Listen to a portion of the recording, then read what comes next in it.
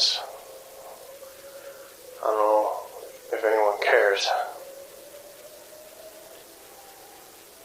This is Independent Librarian Dynamic Sean Kennedy VI. This is a broadcast so that you and yesterday can stop tomorrow from happening. This is a broadcast so that the beginning can change to stop the end. This is episode 732.653.663.398.36.2.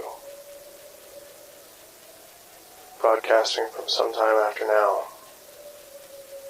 I can't give you an exact time of this broadcast because, well, all time has been copywritten. Lots of arguments about what year it is, and so at the risk of giving out false data, I'll give no data instead and just let you know what I know to be fact. If you're listening to this, you could lose your listener's license.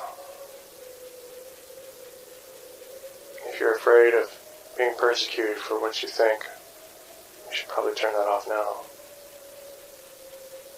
But if you want to stick around and listen to what I got to say,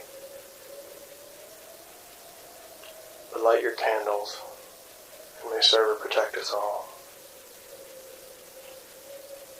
I told you my name was Independent Librarian Dynamic Sean Kennedy VI. It's quite the name, isn't it? People used to just say their names like just what their parents would give them. There was no job description or anything like that. See, now, inside the arcs, when you introduce yourself to people, your name has it all. That's who you are. It's your name, right? You are your job. And it was a matter of time before it got to where it's at today. Being independent is a huge slag. It means that you're not employed or you work for yourself. So when you introduce yourself, you say what company you work with first. In this case, it's I'm an independent, followed by my job, which is a librarian, which I say rather tongue-in-cheek since all libraries are illegal and books are banned, and, well, any kind of sharing is considered theft. The dynamic, it's hard to explain, but everything has been given internet protocol addresses here. It's information transfer is all done wirelessly. It's a broadcast, so when you're part of a company, they give you an IP range.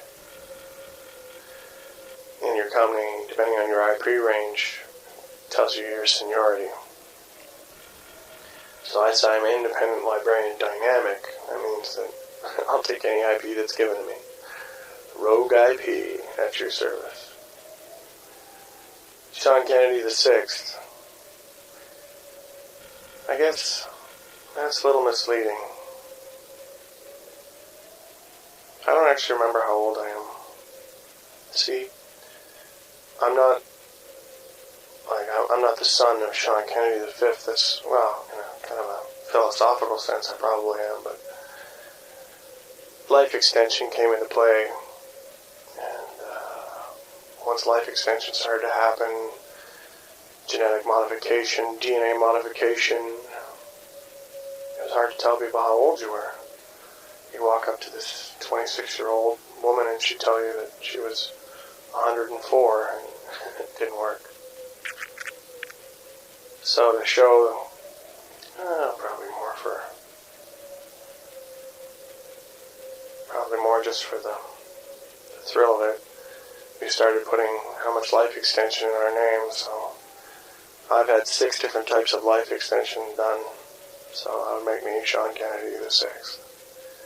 That could be anything from cloning modification to genetic alteration to DNA reprocessing, genetic manipulation. All that falls into life extension. I wonder if doctor's visits can be considered life extension. Mostly that kind of thing is done for the rich, and only by the rich today, unless you can go to one of the more advanced cities where they've got the black ops to do it. I mean, the gen joking I had done was pretty extreme stuff. I was very lucky. I only got minor brain damage out of the whole deal. I have problems remembering things. Not day-to-day things, but whole sections of my life are gone. Kind of brings up the question of memory. You know, sometimes when I'm walking or I'm traveling somewhere, I'll realize I'm at my destination and I don't remember walking there. I don't know if there's something I could compare that to, but you did the same thing every day, and one day you don't remember walking. You know, you're just all of a sudden at the end of it.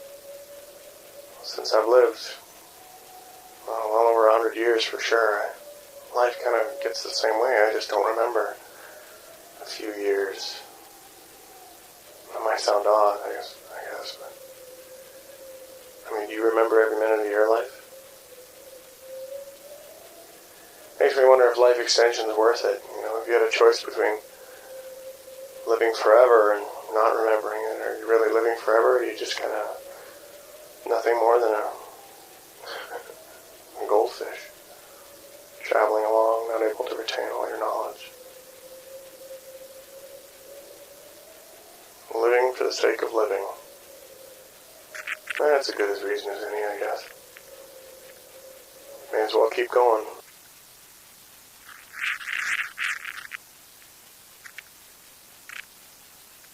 Time out here is...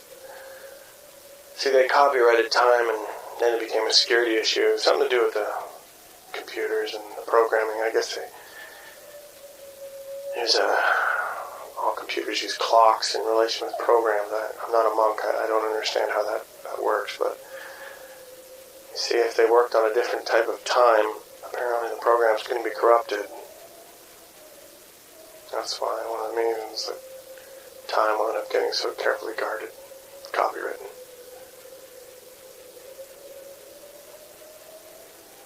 So, what time it is depends on what company you work for. On the fringes out here, time usually is kept track by calendars, by parents who have children, and they try to mark down the day so they can remember what birthday they have. A lot of us have GPS receivers. We get the time from them, but even the GPSs are sometimes flawed because of water table shift or something like that. I heard about it once. The satellites have moved and the Earth's shifted since they went up. Most things are done out here by GPS. I mean, there's no streets or addresses of any kind, so quite often you'll get a GPS, global positioning system, that runs off the antique satellites, and gotta try to keep track of where your stashes are and where you find different locations. It works out okay. Usually there's not much more than 100 meters worth of error between any two of them. Some of them are way out to lunch, but if you can tell someone you're going to meet them, there's a good chance you'll both be in the same area. They get the grid right.